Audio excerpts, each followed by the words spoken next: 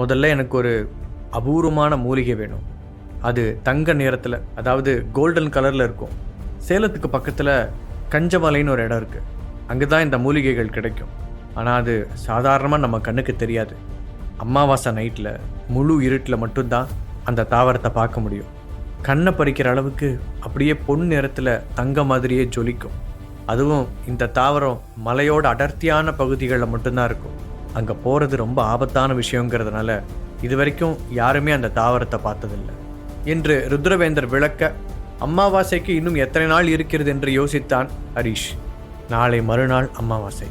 அவனுடைய மனதை படித்தது போல கூறிய ருத்ரவேந்தர், அது வரைக்கும் ஜீவாவோட உயிரை இதே மாதிரி என்னால் காப்பாற்றி வைக்க முடியும்.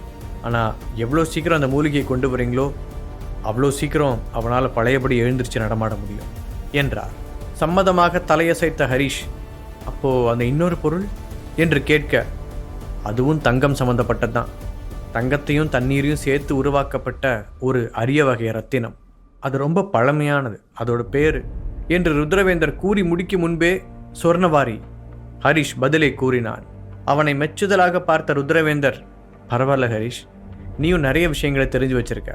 ஆமாம், அதோட பேர் சொர்ணவாரி. சொர்ணம்னா தங்கம், வாரினா தண்ணீர். பொதுவாக தங்கத்தையும் தண்ணீரையும் கலக்க முடியாது. ஆனால் தண்ணி கூட கலக்கப்பட்ட தங்கத்தை வச்சு அரிய வகை ரத்தினத்தை உருவாக்க ஒரு மெத்தட் கண்டுபிடிக்கப்பட்டது. அது மூலமாக அந்த ரத்தினத்தையும் உருவாக்குனாங்க. அந்த ரத்தினத்தோட தனித்தன்மையே தூய்மை தான். அதுக்கடுத்து வந்தவங்களுக்கு அதை எப்படி உருவாக்கணும்னு தெரியாமல் போனதுனால அது ஒரு அரிய பொருளாகவும் மதிப்பு மிக்கதாகவும் மாறிடுச்சு. முக்கியமாக அதை வச்சு நம்ம உடல் சம்பந்தப்பட்ட சில பெரிய பிரச்சனைகளை ஈஸியாக தீர்க்க முடியும். அவர் சொல்லி முடித்ததும் அந்த இடமே அமைதியில் மூழ்கியது. அப்போது வரை ஹரிஷ் எப்படியாவது ஜீவாவை காப்பாற்றி விடலாம் என்று நம்பிக்கொண்டிருந்தான். அந்த மூலிகையை பற்றி கூட பிரச்சனை இல்லை. அது உலகத்தின் எந்த மூலையில் இருந்தாலும் அவனால் கொண்டு வர முடியும். ஆனால் இந்த சொர்ணவாரியை எங்கு தேடுவது? இப்போது அது யாரிடம் இருக்கும்? ஹரிஷ் தீவிரமாக யோசிக்க, திடீரென கண்கள் பளிச்சிட நிமிர்ந்தார் பிரபாகரன். இந்த பேரை நான் கேள்விப்பட்ட மாதிரியே இருக்கு. கூச்சலிட்ட அவர், ஞாபகம் வந்துருச்சு. 15 வருஷத்துக்கு முன்னாடி குமரன் ஃபேமிலியில் இந்த பொருளை ஏலம் விட்டாங்க. அப்போவே அதோட விலை 60 லட்சம் வரைக்கும் சொல்லப்பட்டுச்சு. இன்றைக்கி அதோட வேல்யூ இன்னும் அதிகமாக இருக்கும். அதை வாங்கிறதுக்கு போட்டி ரொம்ப கடுமையாக நடந்துக்கிட்டு இருந்த நேரத்தில் எனக்கு ஒரு எமர்ஜென்சி சுச்சுவேஷன் வந்ததுனால நான் அங்கிருந்து வர வேண்டியதாயிடுச்சு. அதனால் கடைசியாக அந்த பொருளை யார் ஏலம் எடுத்தாங்கன்னு எனக்கு தெரியாது. ஆனால் இப்போ தென்னிந்தியாவில் இருக்கிற முக்கியமான சில பணக்கார குடும்பங்கள் தான் அப்பவும் அந்த ஏலத்தில் கலந்துக்கிட்டாங்க. அவங்க யாராவது ஒருத்தர்கிட்ட தான் அந்த பொருள் இருக்கும். பிரபாகரன் கூற ஹரிஷின் மனதில் நம்பிக்கை வந்தது. குமரன் ஃபேமிலி மூலம் ஏலம் விட்டதென்றால் நிச்சயம் இப்போது இருக்கும் குமரனுக்கு தெரிந்திருக்கும். நூலின் நுனி கிடைத்து விட்டது. அதை பிடித்து கொண்டு இலக்கை அடைய வேண்டியது அவனுடைய திறமையை பொறுத்தது. அப்படியே அது யார்கிட்ட இருக்குன்னு கண்டுபிடிச்சாலும் நம்மளால் அதை வாங்க முடியுமான்னு தெரியல. ஏற்கனவே பணக்காரங்களாக இருக்கிறவங்க அதை பணத்துக்காக விற்க தயாராக இருப்பாங்கன்னு நம்மளால் சொல்ல முடியாது. பிரபாகரன் கவலையுடன் சொல்ல, அதை நான் பார்த்துக்கிறேன் என்றான் ஹரிஷ். அந்த பொருள் எவ்வளவு பெரிய ஆளிடம் இருந்தாலும் அதை கொண்டு வந்து விட வேண்டும் என்ற உறுதி அவனுடைய குரலில் தெரிந்தது. நாளை மறுநாள் அமாவாசை என்பதால் இடைப்பட்ட நேரத்தில் அந்த சொர்ணவாரியை முதலில் கண்டுபிடித்து விடலாம் என்று முடிவெடுத்தான் ஹரிஷ். ஜீவா கண்ணு முழிச்சா நான் அவனுக்காக எப்படியாவது அந்த பொருட்களை கொண்டு வருவேன்னு சொல்லிடுங்க என்றவன் ருத்ரவேந்தரிடம் ஆசீர்வாதம் பெற்றுவிட்டு அங்கிருந்து கிளம்பினான். அப்போது, ஒரு நிமிஷம் ஹரிஷ் என்று அவனை அழைத்த ருத்ரவேந்தர் தான் போட்டு இருந்த கோட்டின் உள்ளே இருந்த ரகசிய பாக்கெட்டில் கைவிட்டு ஒரு அழகான பெண்டன்ட்டை வெளியே எடுத்தார். அதில் இன்ஃபினிட்டி சிம்பல் நேர்த்தியான முறையில் வடிவமைக்கப்பட்டிருக்க, அந்த பெண்டன்ட் ஒரு அரிய உலோகமான பல்லேடியத்தால் செய்யப்பட்டிருந்தது. ஹரிஷ் அதை ஆச்சரியத்துடன் பார்க்க, அந்த சொர்ணவாரி யார்கிட்ட இருக்குன்னு கண்டுபிடிச்சதுக்கப்புறம் ஒருவேளை அவங்க அதை உனக்கு கொடுக்க தயாராக இல்லைன்னா இந்த இன்ஃபினிட்டி பெண்டன்ட்டை சும்மா அவங்க கிட்ட எடுத்து காட்டு. அதுக்கப்புறம் அங்கே உனக்கு எந்த பிரச்சனையுமே இருக்காது என்றார். ரொம்ப தேங்க்ஸ் குருவே என்று அதை வாங்கி கொண்ட ஹரிஷ் அதன் பிறகு எந்த கேள்வியும் கேட்கவில்லை. ருத்ரவேந்தரிடம் இன்னும் அவனுக்கு தெரியாத நிறைய ரகசியங்கள் இருக்கிறது என்பதை அவன் ஏற்கனவே புரிந்து வைத்திருந்தான். அதனால் நிச்சயம் இந்த பெண்டன்ட்டுக்கு பின்னால் ஏதாவது ஒரு காரணம் இருக்கும் என்று அவனுக்கு தெரியும். இப்போது இருக்கும் சூழ்நிலையில் அதற்கான விளக்கத்தை கேட்டுக்கொண்டிருக்கும் அளவிற்கு அவனுக்கு நேரமும் இல்லை. அதனால் தன்னுடைய குரு கொடுத்ததை வாங்கி சட்டை பாக்கெட்டில் பத்திரப்படுத்தியவன் நேராக குமரனின் இடத்திற்கு சென்றான். அவர்களுடைய கடைக்கு போனவன் குமரனை பார்க்க விரும்புவதாக கூற ஹரிஷின் பெயரை கேட்டதும் அடுத்த 10வது நிமிடம் குமரன் அவனை பார்க்க ஓடி வந்தான். என்ன நண்பா, உன்னை பார்த்தே ரொம்ப நாள் ஆச்சு, எப்படி இருக்க? குமரன் அவனை அணைத்தபடி சந்தோஷமாக வரவேற்க, குமரா, நான் ஒரு முக்கியமான விஷயமா தான் உன்னை பார்க்க வந்தேன். என் நண்பனோட உயிரை காப்பாத்துறதுக்கு உன்னோட உதவி தேவைப்படுது என்றான் ஹரிஷ். என்ன நண்பா, சொல்லு, என்னால் முடிஞ்சா கண்டிப்பா செய்கிறேன். குமரன் உறுதியளிக்க, சொர்ணவாரி அப்படிங்கிற ஒரு ஜெம் ஸ்டோனை பற்றி உனக்கு ஏதாவது தெரியுமா? ஹரிஷ் கேட்க புருவத்தை சுருக்கி யோசித்தான் குமரன். சின்ன வயசுல எங்கேயோ கேள்விப்பட்ட மாதிரி தான் தெரியுது.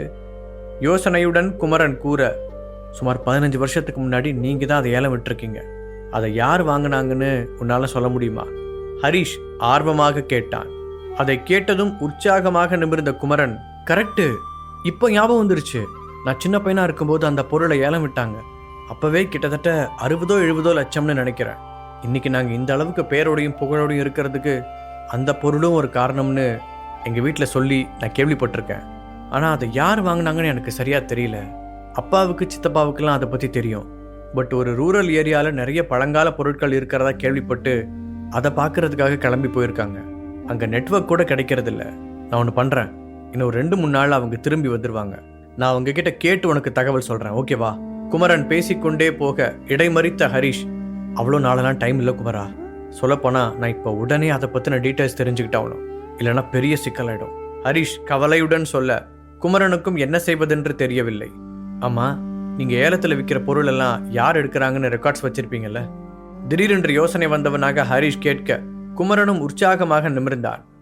எஸ், நான் பொறுப்பெடுத்துக்கிட்டதுக்கு அப்புறமா லாஸ்ட் 5 இயர்ஸாக நடந்த ஏலத்தெல்லாம் சிஸ்டத்தில் ஏற்றி வச்சுருக்கோம். அதுக்கு முன்னாடி எல்லாமே நோட்டு தான். அது ரெக்கார்ட்ஸ் ரூமில் இருக்குது. எந்த நாளில் எந்த ஏலம் நடந்துச்சுன்னு உனக்கு சரியாக தெரியுமா? ஹரிஷுக்கு உதவ ஒரு வழி கிடைத்ததை நினைத்து சந்தோஷமாக கேட்டான் குமரன். அது சரியாக தெரியல. 15 வருஷத்துக்கு முன்னாடின்னு தான் பிரபாகரன் சார் சொன்னார். அவருக்கும் தேதியெல்லாம் ஞாபகத்தில் இல்லை. ஹரிஷ் சோகமாக கூற, சரி, அது ஒன்றும் பிரச்சனை இல்லை. நாம் 15 வருஷத்துக்கு முன்னாடி இருக்கிற நோட்டை எடுத்து பார்ப்போம், அதில் கண்டிப்பாக அந்த டீட்டெயில் இருக்கும் என்று நம்பிக்கை அளித்த குமரன் அவனை ரெக்கார்ட் ரூமிற்கு அழைத்து கொண்டு போனான். இப்போதிருந்து 15 வருடங்களுக்கு முன்னால் இருந்த நோட்டை தேடி எடுத்தவன் எதற்கும் இருக்கட்டும் என்று அதற்கு முன்பும் பின்பும் இருந்த 2 வருடங்களுக்கான நோட்டுகளையும் சேர்த்து எடுத்து வந்தான். ஒவ்வொரு நோட்டும் கிட்டத்தட்ட 500 பக்கங்களுடன் ரொம்ப பெரியதாக இருக்க, இதில் நாம் எப்படி தேடி கண்டுபிடிக்கிறது ஹரிஷ் என்று பெரும் மூச்சுடன் சொன்னான் குமரன். இல்லை குமரா, என்ன ஆனாலும் சரி, நான் அதை கண்டுபிடிச்சே ஆகணும். நீ இந்த அளவுக்கு ஹெல்ப் பண்ணதே பெரிய விஷயம். இனி நான் பார்த்துக்கிறேன், நீ போய் உன்னோட வேலையை பாரு என்று குமரனை வற்புறுத்தி அனுப்பி வைத்த ஹரிஷ் அங்கிருந்த டேபிளில் அந்த 3 நோட்டுகளையும் வைத்துவிட்டு சேரை இழுத்து போட்டு உட்கார்ந்தான். ஜீவாவிற்கு அடிபட்டதிலிருந்து அவன் பசி, தூக்கம், சாப்பாடு என எல்லாவற்றையும் மறந்திருந்தான். ஹரிஷுடைய கண்ணும் மூளையும் ரொம்பவே ஷார்ப்பாக வேலை செய்யும் என்பதால் ரொம்பவே வேகமாக அந்த நோட்டின் பக்கங்களை புரட்டியவன் சொர்ணவாரியின் பெயர் எங்காவது தெரிகிறதா என்று புல்லட் ட்ரெயினின் வேகத்தில் பார்த்து கொண்டே வந்தான். 2 நோட்டுகள் முடிந்திருக்க அவன் தேடிய விபரம் மட்டும் கிடைக்கவே இல்லை. இப்போது அவனுடைய நம்பிக்கையும் ஜீவாவின் உயிரும் அந்த 3வது நோட்டில் ஊசலாடி கொண்டு இருந்தது. பரபரப்புடன் அதை புரட்டியவன் ஓரிடம் வந்தவுடன் அப்படியே ஸ்டன் ஆகி அமர்ந்தான். அவனுடைய கண்கள் கலங்க, முகத்திலோ அதற்கு நேர் எதிராக சிரிப்பு தெரிந்தது. யாஹூ, கண்டுபிடிச்சிட்டேன்! தன்னையும் மீறி உற்சாகமாக கத்தியவன் வேகமாக அந்த பொருளை ஏலம் எடுத்தவரின் பெயரை பார்த்தான். அவனுடைய இதயம் டென்ஷனில் வேகமாக துடித்தது. அதற்கு நேராக சச்சிதானந்தம் ஃபேமிலி என்று அதில் எழுதப்பட்டிருக்க, இந்த பேரை எங்கேயோ பார்த்துருக்கோமே யோசித்த ஹரிஷுக்கு பளிரென்று மூளையில் மின்னல் வெட்டியது. பூஜா சச்சிதானந்தம் அப்படின்னா பூஜா ஃபேமிலி தான் இதை ஏலம் எடுத்திருக்காங்களா? இது உண்மையிலேயே ரொம்ப நல்ல விஷயம். அப்படின்னா என் நண்பனை நான் கண்டிப்பாக காப்பாற்றிடுவேன். ஹரிஷின் முகத்தில் இப்போதுதான் ஒரு ஒளி வந்தது. அந்த நோட்டுகளை எடுத்து அதே இடத்தில் பத்திரமாக வைத்தவன் உற்சாகமாக வெளியே வர, என்னாச்சு ஹரிஷ், நீ தேடினது கிடைச்சதா என்று எதிரில் வந்த குமரன் கேட்டான். வேகமாக அவனிடம் வந்த ஹரிஷ் சந்தோஷம் தாங்க முடியாமல் அவனை அப்படியே தூக்கி சுற்றினான். டேய் ஹரிஷ், என்னடா பண்ற? அங்க பாரு, எல்லாரும் வேடிக்கை பார்க்கறாங்க, முதல்ல என்னை இறக்கி விடு. கூச்சத்தில் நெளிந்த குமரன் சிரித்து கொண்டே கூறினான். வரும்போது சோகத்தில் இருந்த நண்பனின் முகம் இப்போது மகிழ்ச்சியில் பிரகாசிப்பதை பார்த்து அவனுக்கும் அந்த சந்தோஷம் தொற்றியது. அவனை இறக்கிவிட்ட ஹரிஷ், ரொம்ப ரொம்ப தேங்க்ஸ் குமரா, இந்த உதவியை நான் மறக்கவே மாட்டேன். சரி, அப்ப நான் கிளம்புறேன், இனிதான் ஏகப்பட்ட வேலை இருக்கு என்று சொல்லியபடி குமரனின் தோளில் தட்டியவன் அவனுடைய பதிலை கூட எதிர்பார்க்காமல் அங்கிருந்து ஓடிவிட்டான். குமரனிடம் வேலை பார்த்தவர்கள் எல்லோரும் எப்போதும் கஞ்சி போட்ட சட்டை போல விரைப்பாக இருக்கும் தங்களுடைய சின்ன முதலாளியை இப்போது ஆச்சரியத்துடன் பார்த்தனர். என படம் காட்டுறாங்க, எல்லாரும் இப்படி யான்னு பார்த்துட்டு இருக்கீங்க, போய் வேலையை பாருங்க. குமரன் சத்தம் போட, இல்லை இது நம்ம முதலாளி தான், நாம தான் ஒரு நிமிஷம் அவசரப்பட்டு தப்பா நினைச்சிட்டோம் என்று தங்களுக்குள் முணுமுணுத்தபடி அவர்கள் கலைந்து போனார்கள். அதே நேரத்தில் காரில் ஏறிய ஹரிஷ் பூஜாவிற்கு போன் செய்ய அவள் எடுக்கவே இல்லை. அவனும் விடாமல் முயற்சிக்க 4வது முறையில் எடுத்தவள், என்னெல்லாம் உனக்கு ஞாபகம் இருக்கா ஹரிஷ் என்று கோபமாக கேட்டாள். அன்று சொல்லாமல் கிளம்பி வந்து விட்டதால் கோபமாக இருக்கிறாள் என்பதை புரிந்து கொண்ட ஹரிஷ், பூஜா அதை பற்றி நான் அப்புறமா எக்ஸ்பிளைன் பண்ணுறேன், நான் இப்போ உடனே உன்னை பார்த்தாகணும், எங்கே இருக்க என்றான். இன்னைக்கு காலேஜ் லீவுங்கிறதுனால நான் என் ஃப்ரெண்ட்ஸோட டைம் ஸ்பெண்ட் பண்ணிட்டு இருக்கேன் என்றவள் அந்த அட்ரஸை அவனுக்கு அனுப்பினாள். நேராக அவள் சொன்ன இடத்திற்கு சென்றவன் அது ஒரு பியூட்டி பார்லர் என்பதை புரிந்து கொண்டான். பூஜாவுடன் தங்கியிருந்த தோழிகளில் ஒருத்திதான் அதை நடத்தி கொண்டிருந்தாள். ஹரிஷ் அங்கு சென்றபோது அன்றைக்கு வீட்டில் இருந்தது போலவே இங்கும் பூஜாவின் தோழிகள் அனைவரும் கூட்டமாக இருக்க சங்கடத்துடன் அவளை பார்த்தான் ஹரிஷ். என்ன விஷயம் ஹரிஷ், சீக்கிரமா சொல்லு, பூஜா இறுக்கமான குரலில் கேட்க, பூஜா நான் உங்ககிட்ட கொஞ்சம் தனியாக பேசலாமா என்றான் ஹரிஷ். சாரி ஹரிஷ், என் ஃப்ரெண்ட்ஸுக்கு தெரியாத ரகசியம்னு என்கிட்ட எதுவுமே இல்லை, எதுவாக இருந்தாலும் நீ இங்கேயே சொல்லு அவள் அழுத்தமான குரலில் கூற, ஒரு பெரும் மூச்சை எடுத்து விட்டு தன்னை நிதானப்படுத்தி கொண்ட ஹரிஷ், ஜீவா அங்கே உயிருக்கு போராடிட்டு இருக்கான் பூஜா, அவனை காப்பாற்றுறதுக்கு எனக்கு உன்கிட்ட இருக்கிற சொர்ணவாரி வேணும் என்று பட்டென்று போட்டு உடைத்தான். அடுத்த நிமிஷம் அந்த இடமே அமைதியில் உறைய அந்த பெண்கள் நம்ப முடியாத அதிர்ச்சியுடன் ஒருவரையொருவர் பார்த்து கொண்டனர். ஹே, நீ என்ன பேசுறேன்னு புரிஞ்சுதான் பேசுறியா? ஆல்ரெடி நாங்கள் எல்லாரும் உன் மேலே செம்ம கடுப்பில் இருக்கோம், ஏதோ நீ தான் கொடுத்து வச்ச மாதிரி இப்போ வந்து சொர்ணவாரி வேணும்னு கேட்குற.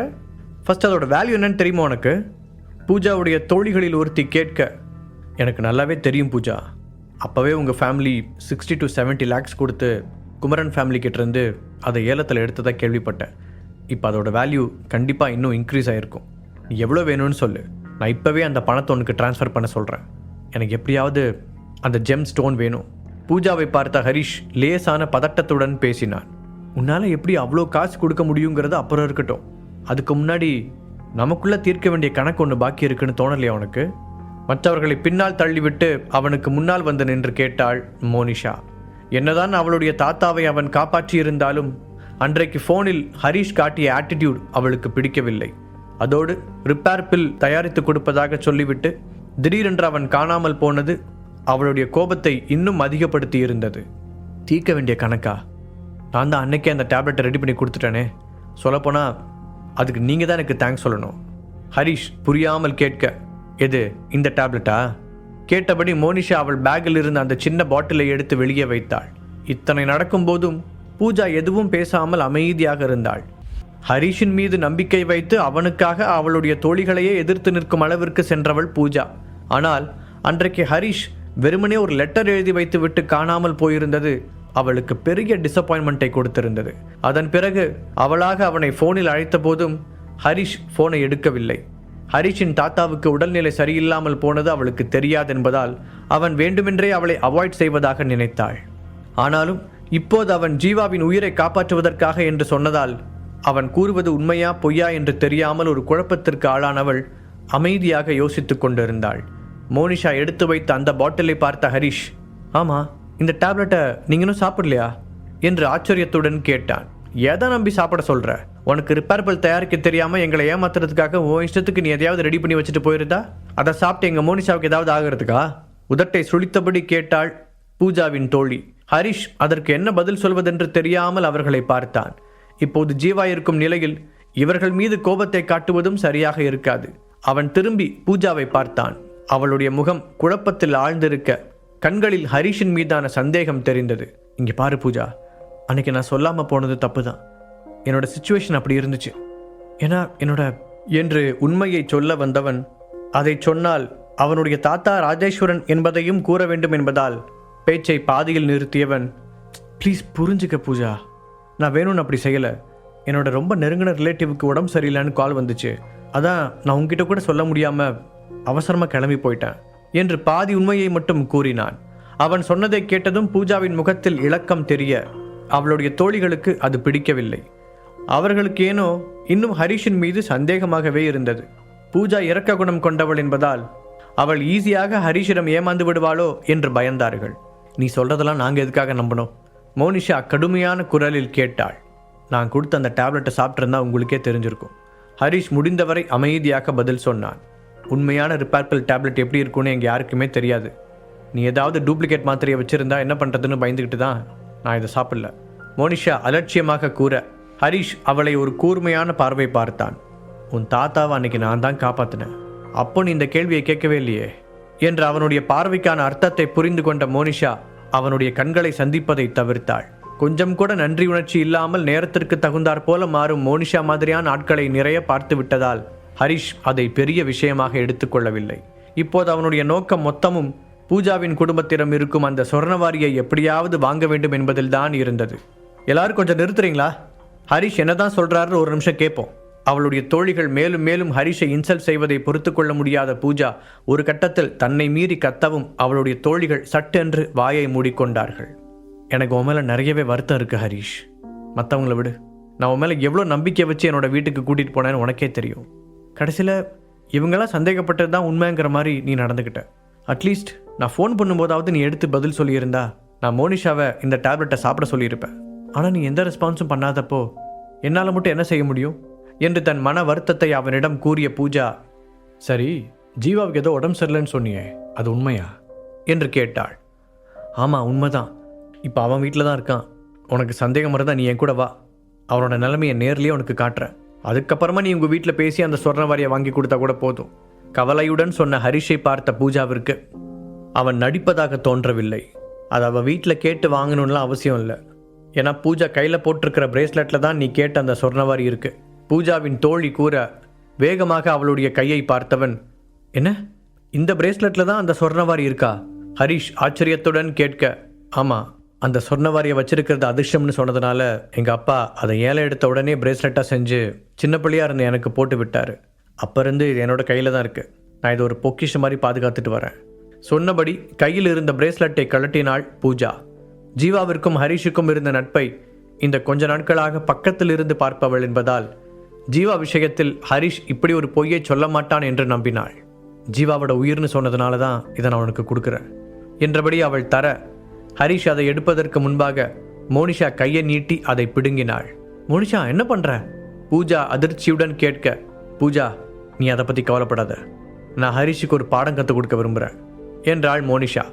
இந்த டேப்லெட் உண்மையான ரிப்பேர் பில்னு நீ இன்னும் நம்பலையா கேட்ட ஹரிஷின் குரலில் விரக்தி தெரிந்தது. அவன் நினைத்தால் ஒரே நொடியில் மோனிஷாவிடமிருந்து அந்த பிரேஸ்லெட்டை கைப்பற்ற முடியும். ஆனால் ஏற்கனவே அவனை தவறாக நினைத்து கொண்டிருக்கும் பெண்களுக்கிடையில் அது இன்னும் மோசமான பிம்பத்தை உருவாக்கும் என்பதால் முடிந்தவரை கட்டுப்படுத்தி கொண்டு அமைதியாக இருந்தான். சரி, நான் அவனை நம்பலனே வச்சுக்குவோம். இப்போ என்ன பண்ணலாம்? மோனிஷா கேட்க, ஹெர்பல் மெடிசனில் இருக்கிற யாராவது சீனியர் கிட்ட அதை காட்டி கேட்டிருந்தாவே உங்களுக்கு உண்மை தெரிஞ்சிருக்குமே. ஹரிஷ் கசந்த குரலில் கூற அந்த பெண்களின் முகம் சுருங்கியது. அவன் சொல்வது உண்மைதான். ஹரிஷ் மீது இருந்த கோபத்தில் அவர்கள் யாருக்கும் இதை செய்ய தோன்றவில்லை. ஆமால, நமக்கே அது தோணல என்று நினைத்த பூஜா அவனை சங்கடத்துடன் பார்த்தாள். மோனிஷா, ஹரிஷ் சொல்றது சரிதான். நாம் அதை யார்கிட்டயாவது காட்டி கன்ஃபார்ம் பண்ணிக்கலாம். அதுக்கு முன்னாடி இந்த பிரேஸ்லெட் அவர்கிட்ட கொடு. என்னதான் இருந்தாலும் ஒரு உயிர் கூட நம்ம விளையாடக்கூடாது. பூஜா அட்வைஸ் செய்ய, பூஜா நீ எப்பவுமே இப்படிதான், யார் எதை சொன்னாலும் நம்பிடுவ என்ற மோனிஷா ஹரிஷின் பக்கம் திரும்பினாள். இங்கே பாரு ஹரிஷ், பூஜாவை ஏமாத்துற மாதிரி என்னை அவ்வளோ ஈஸியாக யாராலையும் ஏமாற்ற முடியாது.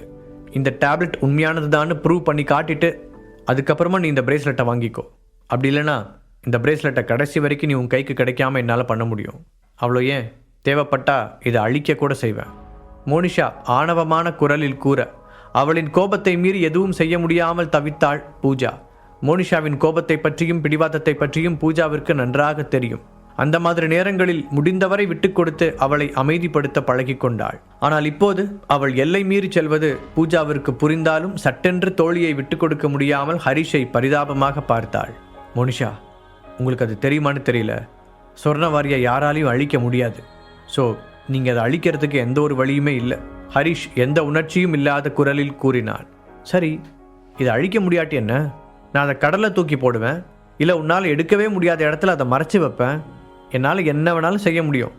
மோனிஷா பேசிக்கொண்டே போக ஹரிஷ் தன்னுடைய கை முஷ்டிகளை மடக்கி ஆத்திரத்தை கட்டுப்படுத்தினான். அதற்குள் மோனிஷாவே, ஓகே, நான் உனக்கு கடைசியாக ஒரு சான்ஸ் தரேன். உனக்கு எல்லாமே தெரியுங்கிற மாதிரி நீ காட்டுற அந்த ஆட்டிடியூடு எனக்கு சுத்தமாக பிடிக்கல. அதனால் என்ன பண்ணுற, உனக்கு இந்த பிரேஸ்லெட் வேணும்னு என்கிட்ட பணிவாக கெஞ்சி கேளு, அதுக்கப்புறம் வேணா நான் இதை தரதை பற்றி யோசிக்கிறேன் என்று கூற அவளுடைய மற்ற தோழிகளுக்கே அது ரொம்ப அதிகப்படியாகப்பட்டது. மோனிஷா, இது கொஞ்சம் டூ மச்சாக தெரியுது. அவளுடைய தோழி சொல்ல மோனிஷா அதை அலட்சியப்படுத்தினாள். என்ன சொன்ன? கடுப்பான ஹரிஷ் அவ்வளவு நேரம் கடைபிடித்து வந்த மரியாதையை கூட கைவிட்டான். பூஜாவுமே மோனிஷாவிடம் கோபித்து கொண்டாள். அப்போ சரி, உனக்கு என்கிட்ட கெஞ்ச விருப்பம் இல்லைன்னா நான் கிளம்புறேன் சொன்னவள் வாசலை நோக்கி செல்ல முயற்சிக்க, மோனிஷா நீ இதோட நிறுத்திக்கிறது நல்லது, எனக்கு இந்த பிரேஸ்லெட் வேணும். ஹரிஷின் முகம் மாத்திரத்தில் சிவக்க அதை பார்த்து அந்த பெண்களே ஒரு நிமிடம் பயந்து விட்டனர். அவனுடைய கோபத்தை பார்த்து முகம் மாறிய மோனிஷா, உனக்கு என்னாச்சு ஹரிஷ்? நான் சும்மா விளையாண்டேன், அதை கூடவா புரிஞ்சுக்க முடியல என்று ஏதோ சமாளிக்க முயற்சித்தாள். அப்போது திடீரென ஹரிஷுக்கு ருத்ரவேந்தர் கொடுத்த இன்ஃபினிட்டி பெண்டன்ட் நினைவுக்கு வர கழுத்தில் மாட்டியிருந்த அதை வெளியே இழுத்து அவர்களிடம் காண்பித்தான். இதை பார்த்ததுக்கப்புறம் எனக்கு ஹெல்ப் பண்ணலாமா வேண்டாமான்னு முடிவு பண்ணு என்று அவன் கூற பூஜாவும் மற்ற தோழிகளும் ஒரு சந்தேகத்துடன் அவனை பார்த்தனர். அந்த நகை வித்தியாசமாக இருப்பது அவர்களுக்கு தெரிந்தாலும் அதை எதற்காக ஹரிஷ் அவர்களிடம் காண்பிக்கிறான் என்று யோசித்தார்கள். ஆனால் அவ்வளவு நேரம் ஹரிஷை மரியாதை குறைவாக நடத்திய மோனிஷா தான் அதை பார்த்து ரொம்பவே அதிர்ச்சி அடைந்தாள். அவளுடைய கண்கள் ஓவல் ஷேப்பில் விரிய அதில் சொல்ல முடியாத அளவிற்கு பயம் தெரிந்தது. அவளுடைய கால்கள் பின்னோக்கி நகர அந்த இன்ஃபினிட்டி பெண்டன்ட்டையும் ஹரிஷையும் மாறி மாறி பார்த்தாள். மிரியட்ஸை பொறுத்தவரை அங்கு கடுமையான அதிகார படிநிலைகள் இருந்தது. அதன் முதல் நிலையில் எல்லோரையும் விட உயர்ந்த பதவியில் ஒரு தலைவர் இருந்தார். அதற்கு அடுத்ததாக மரியாதைக்குரிய பதவிகளில் உயர் அதிகாரிகள், மெசஞ்சர்கள், மற்ற உறுப்பினர்கள் என ஒரு அமைப்பை வழிநடத்த தேவையான அடுக்குகள் வரிசைப்படி இருந்தது. இது கிட்டத்தட்ட டெவில் கேங்கின் அமைப்புபடிதான் இருந்தது. டெவில் கேங் ரொம்ப பழங்கால அமைப்பு என்பதால் அங்கு அமைச்சர்கள், அதிகாரிகள், மெசஞ்சர்கள் என்று இன்னுமே கடுமையான சட்டத்திட்டங்கள் கடைபிடிக்கப்பட்டது.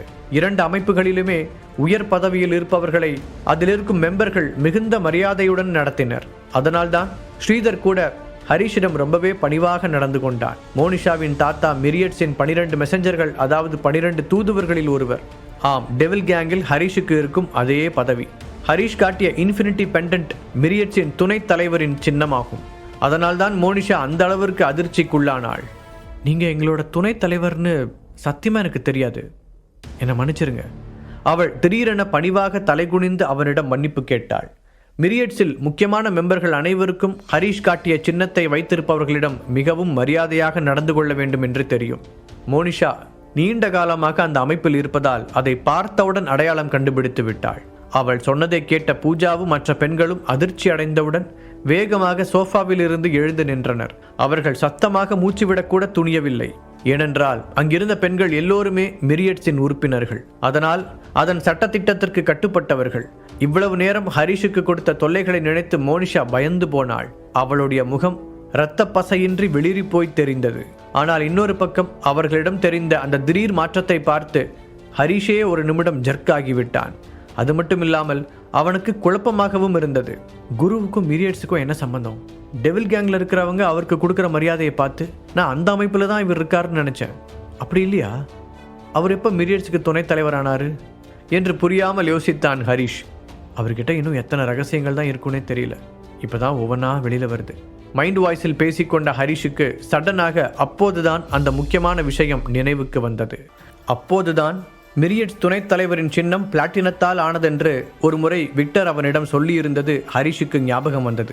ஆனால் உலோகங்களை பற்றி நன்றாக அறிந்திருந்த ஹரிஷுக்கு அவன் கையில் இருக்கும் பெண்டன்ட் பல்லேடியத்தால் செய்யப்பட்டது என்று உறுதியாக தெரியும். ஒருவேளை விக்டர் சொன்னதை நாம தான் தப்பாக புரிஞ்சுக்கிட்டோமா என்று யோசித்தவனுக்கு இன்ஃபினிட்டி என்பது மிரியட்ஸுக்கு பின்புலமாக உள்ள ஃபார்மாசிட்டிகல்ஸ் கம்பெனியின் அடையாளம் மற்றும் பெயர் என்பது ஞாபகத்திற்கு வந்தது. அந்த அமைப்பின் மெம்பர்கள் பலர் அந்த கம்பெனி ஐடி கார்டை பயன்படுத்துவதை அவனே பார்த்திருக்கிறான். இதற்கு பின்னால் ஏதோ விஷயம் இருப்பதை உணர்ந்தவன் அடுத்த முறை ருத்ரவேந்தரை பார்க்கும் பொழுது இதை பற்றி கேட்க வேண்டும் என்று நினைத்து கொண்டான். இவ்வளோ நேரம் நான் உங்களை அவமானப்படுத்துகிற மாதிரி நடந்துக்கிட்டதுக்கு ரொம்ப சாரி ஹரிஷ், இனிமே அந்த மாதிரி நடக்காது என்று மீண்டும் ஒரு முறை மன்னிப்பு கேட்ட மோனிஷா அவனிடம் ரொம்பவே பணிவாக நடந்து கொண்டாள். ஹரிஷ் அவளுக்கு எந்த பதிலும் சொல்லாமல் அமைதியாக இருக்க அந்த பெண்களுக்கு என்ன செய்வதென்று தெரியவில்லை. அவர்கள் எல்லோருமே பணக்கார குடும்பத்தில் பிறந்த பெண்கள் என்றாலும் மிரியட்ஸை பொறுத்தவரை அவர்கள் சாதாரண மெம்பர்கள் தான். ஹரிஷ் மிரியட்ஸின் மெம்பரா இல்லையா என்று கூட அவர்களுக்கு தெரியாது. ஆனால் அவன் கையில் இருந்தது அந்த அமைப்பின் உயர்ந்த அடையாளங்களில் ஒன்று. யாரிடம் அது இருந்தாலும் அந்த நபருக்கு அவர்கள் மரியாதை கொடுத்துதான் ஆக வேண்டும். இப்போ எனக்கு அந்த பிரேஸ்லெட்டை கொடுக்க முடியுமா? ஹரிஷ் அழுத்தமான குரலில் கேட்க மோனிஷா வேகமாக அதை அவனிடம் கொடுத்தாள். ஹரிஷ் அதன் பிறகு ஒரு செகண்ட் கூட அங்கு நிற்கவில்லை.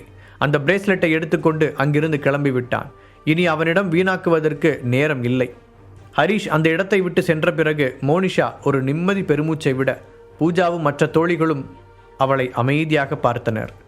மோனி, ஹரிஷ் தான் துணைத் தலைவருங்கிறதுல நீ உறுதியாக இருக்கியா? பூஜா தயக்கத்துடன் கேட்க, அது எனக்கு தெரியல பூஜா. ஆனால் அந்த பெண்டன்ட் அதில் இருந்தது கண்டிப்பாக நம்ம அமைப்போட சின்னம்தான். அதில் எனக்கு எந்த சந்தேகமும் இல்லை. அமைப்போட உயர் அதிகாரிகள் கிட்ட மட்டும்தான் இந்த மாதிரி இருக்கும். ஆனால் அதில் ஒரு விதிவிலக்கு இருக்குன்னு என் தாத்தா சொல்லி கேள்விப்பட்டிருக்கேன். யோசனையுடன் மோனிஷா கூற, பல வருஷங்களாக யாருமே பார்க்காத அந்த நபரை பற்றி சொல்கிறியா மோனிஷா? அவளின் இன்னொரு தோழி அதிர்ச்சியுடன் கேட்டாள். முழு கதையையும் கேட்டு மகிழ பாக்கெட் FM ஆப்பை டவுன்லோட் செய்யுங்கள். லிங்க் டிஸ்கிரிப்ஷனில் கொடுக்கப்பட்டுள்ளது.